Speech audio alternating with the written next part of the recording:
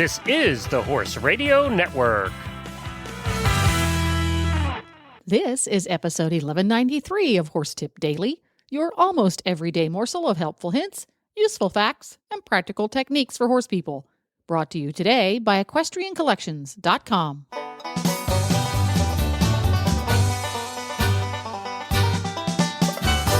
Greetings, horse people. Coach Jen here, and thanks for tuning in to Horse Tip Daily. Today's tip is an excerpt from the Healthy Critters radio show right here on Horse Radio Network. Show host Tigger Montague explains what omega-3 fatty acids are, where they come from, and why our horses need them. And we'll get right to our tip after this from EquestrianCollections.com. Hi, Glenn here, and I am with Debbie from Equestrian Collections with this week's Product of the Week. Hi, Glenn. This week I'm featuring one product, but two types of the same product, the WeatherBeeta Elite Saddle Pad. It comes in both all-purpose and dressage style. The thing that makes this unique is it has a sticky piece that's on the outside of the pad. The outside of the pad is a suede type of material. The inside, of course, is the wicking lining, so your horse is cool and all that. But the outside has this grippy silicone patch logo that actually it's sticky for your saddle, not for your horse. So it tends to not slip. So if you have a saddle, particularly like one of these treeless, and if you can use this and it'll help stick to it. Because sometimes with some of those saddles you can't use the binding thing. So this will help keep your saddle in place.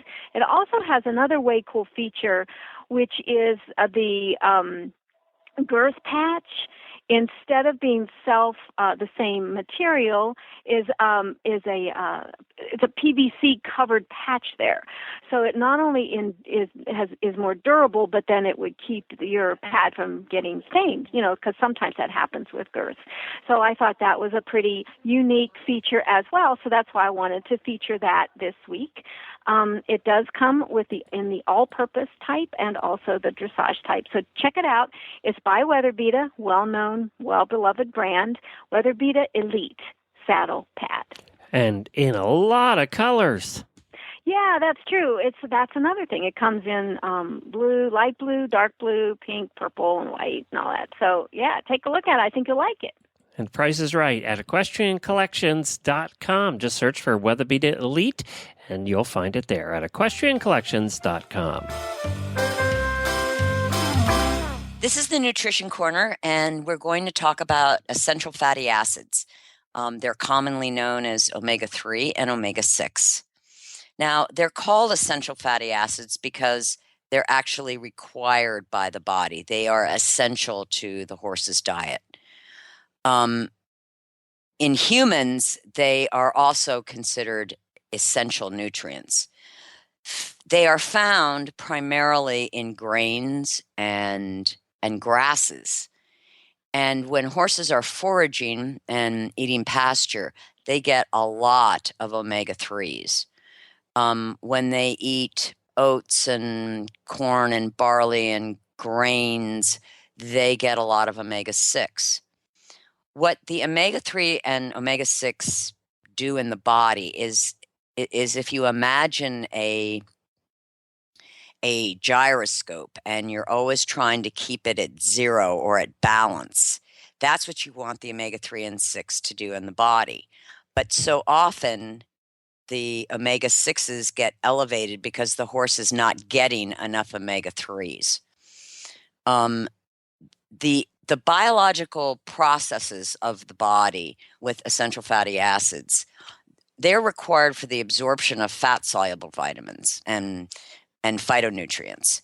And these fat-soluble vitamins include vitamins A, vitamins D, vitamins E, vitamins K, and the carotenes. Essential fatty acids are critical for the production of hormones and healthy cell membranes. Because they can't be manufactured or synthesized by the horse's body, horses that live on pasture tend to have, plenty of omega-3s. But horses that get predominantly feeds and hay can have far less omega-3s in their diet. In the winter, horses that are on pasture and forage, that's when the omega-3 content is low to almost non-existent. So wintertime is a very good time if your horse lives out on pasture all the time to supplement with omega-3s. Horses that, of course, are living in stalls, have limited turnout, are fed hay and grains or commercial feeds, definitely need to be supplemented with omega-3s. When you look at a typical feed tag of commercial feed, you'll notice that the omega-6/3 ratio is generally 2-to-1, sometimes 3-to-1. So there's 2 to 3 times more omega-6 than there is omega-3. And even though many formulations include flaxseed, there just isn't enough to balance the higher amounts of omega-6. The thing that's important is that in this gyroscope image that I'm mentioning, and you want both these omega-3 and 6 to be in balance with each other. It's because omega-6 supports the pro-inflammatory response in the body, and omega-3 supports the anti-inflammatory response in the body. Obviously, in harmony, in synchrony, in homeostasis, omega-3 and 6 are just on the equal line of the gyroscope. But so often, because of hay not having enough omega-3, typical commercial feeds don't have enough omega-3, it becomes a very, very important food to supplement. There are 3 basic sources of omega-3s to feed horses. One of them is flaxseed. It's been fed for hundreds of years. The other is chia, which is a relatively new arrival on the omega-3 scene. And the third is fish oil, which is, relatively new and not a common feed for animals that are herbivores. So let's talk about each one. Flaxseed is high in omega-3, low in omega-6. It's a hard, dense little seed. Some horses will not fully digest it, and it will come out in the manure and will sprout nice little flaxes in your pasture. You can soak flax. That will soften the shell and make it easier for the stomach acids to break up and for the horse to utilize.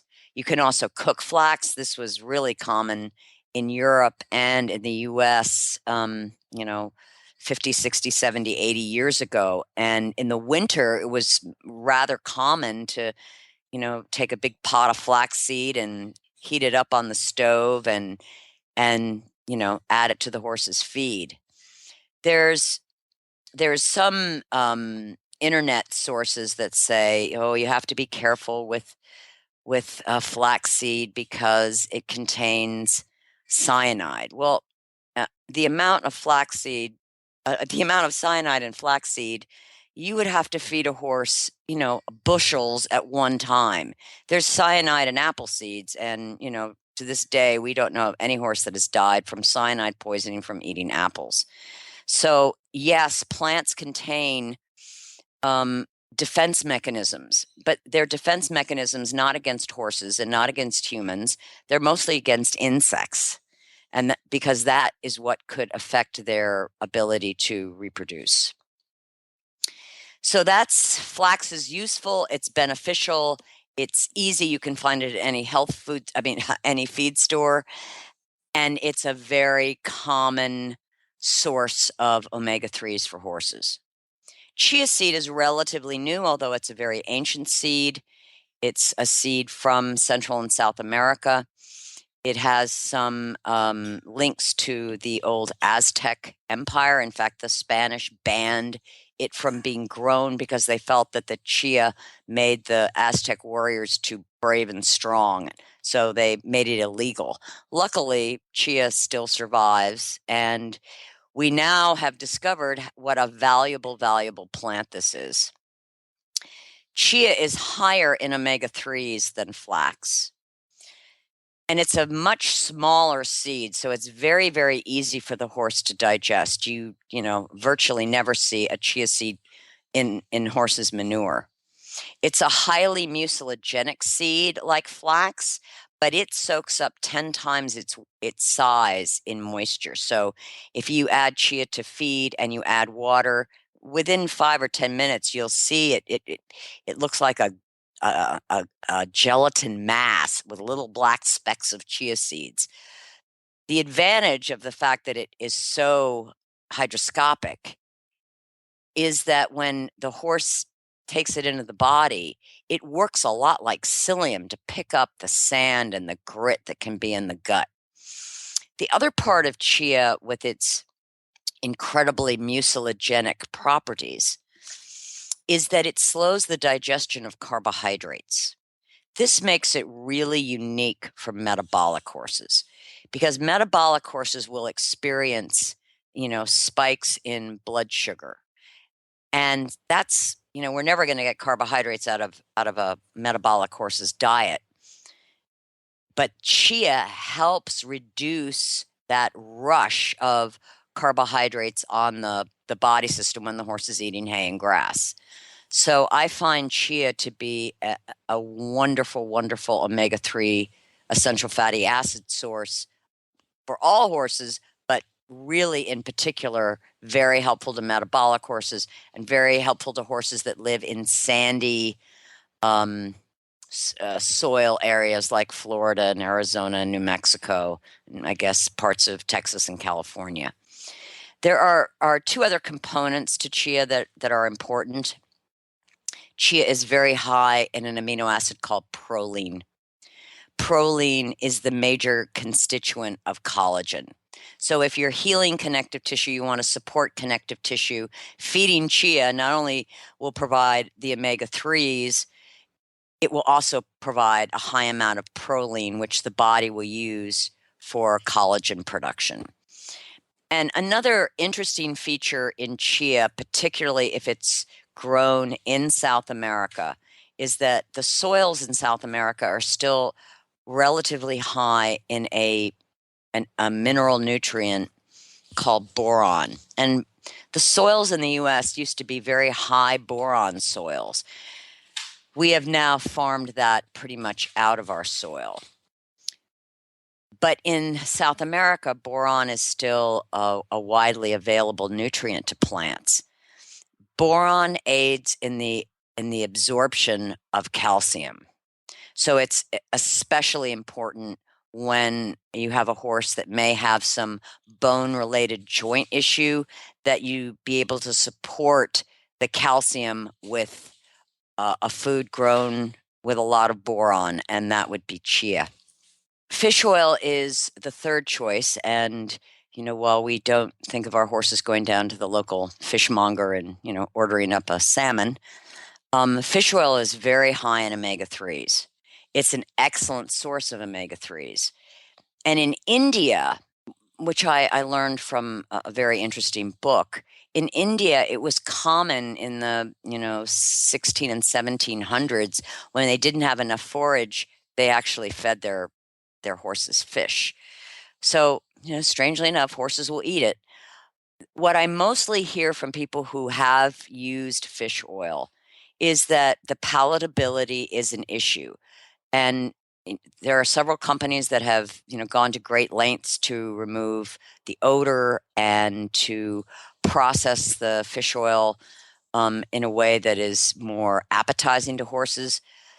But as we're finding on the human side with fish oil, how the fish oil is made is critical. And there are a lot of fishing issues now with sustainability and even farmed fish. What are they fed in order to get the oils?